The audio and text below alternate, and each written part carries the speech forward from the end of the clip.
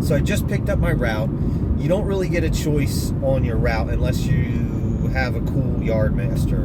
And most of them are, but sometimes they're so busy they give you a route, you don't have a choice. If you get a choice, you're lucky.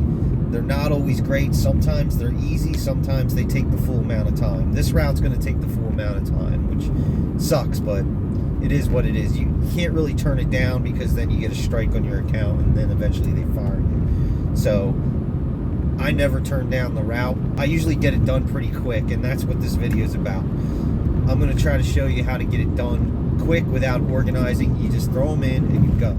Once you arrive to the warehouse and check in with the yardmaster, you'll receive your route. Attached to the route will be a QR code on a route sheet.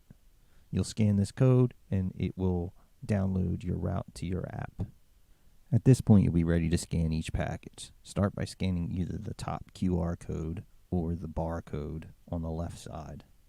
As you scan each package, I recommend you keep any of the envelopes, plastic bags, or irregular packaging together in a separate location in your car, either on your front seat or in a tote, somewhere where you can actually reach for them, because as you're driving and you arrive at the stop, you don't want to be digging through packages, which will hold you up.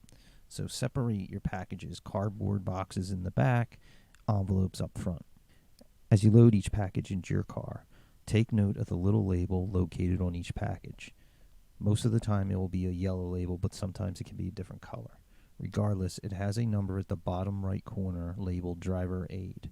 Sometimes this number is a single-digit number, sometimes it's a 4-digit number, and sometimes it even has letters. Either way, try to keep the similar numbers together. If it's a single-digit number, you can just put them in sequential order as best as possible. I try to keep the lower numbers together, the mid-range numbers together, and the higher numbers together. That way, when you arrive to your location, your next stop, in your itinerary, you can then match that number with the itinerary number. You don't even have to look at the address or the name or anything. You just need this number. This is the key to keeping your packages organized and knowing where they are in your car, so you can quickly grab them, deliver them, and move on to your next stop. Before you arrive to your stop, you're going to want to take a look at the itinerary map. This is going to show you the order Amazon built the route and how many stops you have. The first question I ask myself when I look at my map is, what direction do I want to be going when I'm finished? In this example, I want to be going south. So I decided, instead of going to my first stop, which is number 5, I'm going to head over to number 10. Here's a route that's a good example to reorder your stops. My starting location is the bottom right corner. It makes more sense to start at number 4, go to 3, then 6, then 5. However, the app is programmed to do these in order. So if you are going to skip a stop, it's always going to go to the next stop in order unless you tell it otherwise. My current stop here is number 3.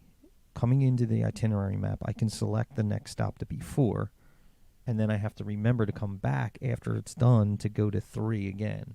It can be a little annoying to keep coming back into this map. However, it will shave minutes off your route if you do them in an order that makes sense to you and the direction you're going. Another way to save some time is always be aware of the direction the map is telling you to go. In this case, it's faster just to go straight to get to number 13 rather than the crazy turns. Occasionally, the map is correct. Maybe the street's a one-way street or the road's closed. However, most of the time, it tells you to make some crazy turns to get to something where you could just go straight. When you arrive at your stop, you can pull up a detailed list of information about the stop. Not all stops will have a lot of information. However, in this example, there's some items here that can cause confusion and can cause issues and delay you in your delivery. If you see the blue clock, this is just the customer's requested delivery time.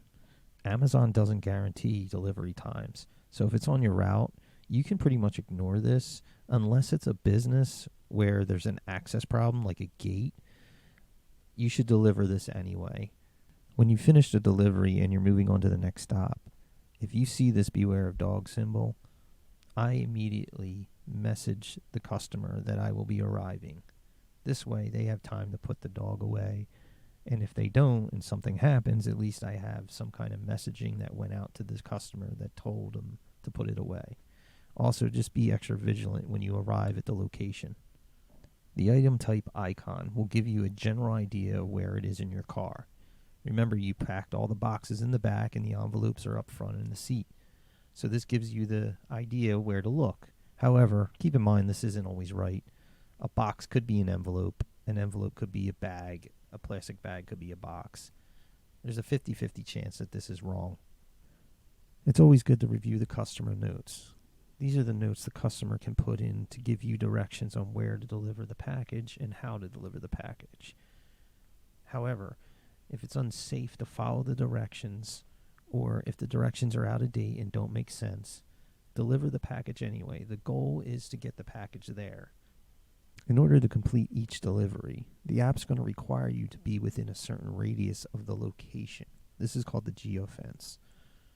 Although this can be helpful when you're at the wrong address and it prevents you from finishing the delivery, it can be kind of annoying sometimes because it's not always correct. Or perhaps the customer met you outside of the radius and you handed the package to the customer, but in order to finish marketing as delivered, you have to now walk towards the house to finish the delivery. I always try to make sure I'm inside this radius before I finish the delivery. And if the customer is there, before I hand the package to the customer, explain to them that I have to be in this radius and walk a little closer to the house, then hand them the package. If problems arise with this geofence, you'll have to contact support, and that can take an extra 5 to 20 minutes to finish the one delivery.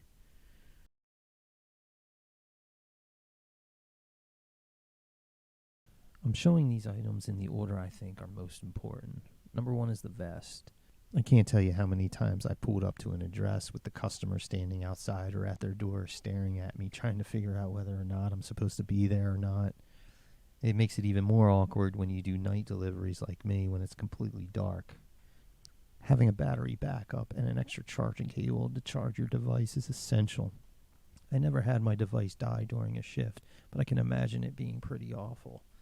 Key is you got to remember to charge the charger before you leave for your shift. This is good for if you do multiple deliveries. Sometimes 2-3 shifts can take your whole battery. If you're doing a lot of night deliveries like me, then having a flashlight is essential. I use this as a spotlight when I pull up to an address out my window to shine on a mailbox to see an address or maybe the wall. Also, when you get out and make your delivery, it's nice to have this. Having a wearable flashlight is nice. It's not essential, but it's nice to have. When you're delivering a large box, you can't really hold a flashlight in your hand. Plus, when you go to finish the delivery, you need to work the device, so you need 2 hands. Having a headlamp or something that clips onto you is nice to have so you can see in the dark. I'm going with the poncho instead of the umbrella. I haven't been caught in too many storms, but usually when I do, it's a surprise. And if you haven't been in a storm yet while delivering, don't worry, it's coming. Plus, it's easier to put a poncho on than to work an umbrella while you're climbing out the door, grabbing the package, holding the umbrella, and then when you get back to the car, you got to shake the umbrella out. It's just not worth the time.